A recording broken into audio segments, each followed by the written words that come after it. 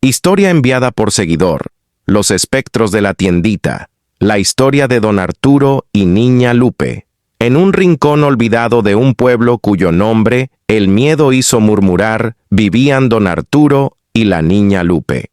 Eran dos almas viejas, atadas no solo por medio siglo de matrimonio, sino por el hilo delgado de su pensión y su pequeña tienda, el recreo, donde el estante de vidrio guardaba los chicles y el refrigerador las gaseosas frías. Su vida se había vuelto una simple aritmética, pensión más ventas, menos medicinas, menos luz. Pero la ecuación se rompió cuando un grupo de jóvenes, con la mirada vacía y el alma envenenada por el vicio y la pandilla, les impuso una renta. Era una cifra cruel, un vampiro mensual que sorbía la sangre de su ya escuálida pensión. «Es todo lo que tenemos, mijo», rogaba don Arturo con las manos temblorosas, mostrando el fajo de billetes. «Pues pídale a Dios que le mande más», sentenció el líder, un muchacho apodado El Sombra, con una sonrisa que no le llegaba a los ojos. «Y si falta, ya saben cómo nos ponemos». Durante meses, don Arturo y la niña Lupe se privaron de todo, del pan de dulce, de la pastilla para el dolor de Lupe, de la camisa limpia para Arturo. Pagaban la extorsión hasta que la pensión dejó de estirar. Llegó el día de la siguiente entrega y lo único que pudieron reunir fue una disculpa. Esa noche, la maldad se vistió de sombras. No hubo gritos, solo la sordidez de una violencia silenciosa. Cuando el sol se levantó sobre el pueblo, la escena era un monumento al terror.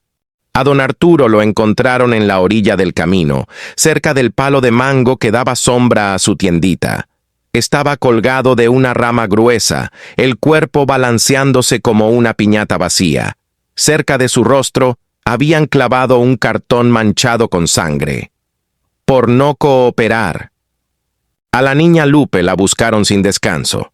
3 días después, un olor agrio guió a un vecino hasta la parcela abandonada. La encontraron en el fondo de un pozo seco, el cuerpo roto, como si hubieran arrojado una muñeca de trapo. El pueblo juró que su boca, entreabierta, parecía estar todavía musitando una oración. El miedo se hizo ley.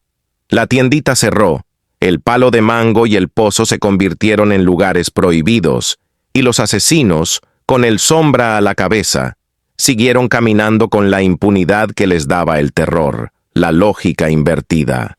Mucho tiempo después, el aire en el país cambió. Un régimen de excepción barrió el territorio como una tormenta de hierro, y uno tras uno, los pandilleros cayeron. Entre los capturados estaba el Sombra y 2 de sus secuaces. Fueron encerrados en la megacárcel, un lugar donde el ruido constante de miles de hombres no dejaba espacio para la paz. A los pocos meses, la noticia de lo que le pasaba a El Sombra comenzó a filtrarse entre los guardias. Se decía que El Sombra no dormía. Estaba demacrado, sus ojos clavados en un punto invisible, y gemía en voz baja en la esquina de su celda. El temor que antes infundía se había vuelto terror en su propio corazón. «Déjenme en paz, viejitos», gritaba a veces en medio de la noche, despertando a todos. «Ya les dimos todo, ya no tengo más». Sus compañeros, al principio burlones, se llenaron de escalofrío. El Sombra juraba que los veía. Veía a don Arturo, colgando, mirándolo sin parpadear. Y lo peor de todo, escuchaba a la niña Lupe. Ella no gritaba, le hablaba al oído, le recitaba la lista de lo que le robaron, el dinero de la pensión, las 2 pastillas que le hacían falta, el dolor de la rodilla y el miedo con el que lo miró la última noche.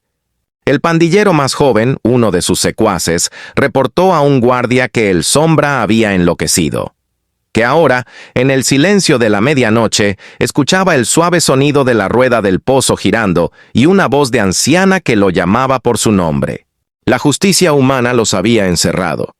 Pero según se dice en los pueblos, la justicia de los desvalidos tenía sus propias celdas.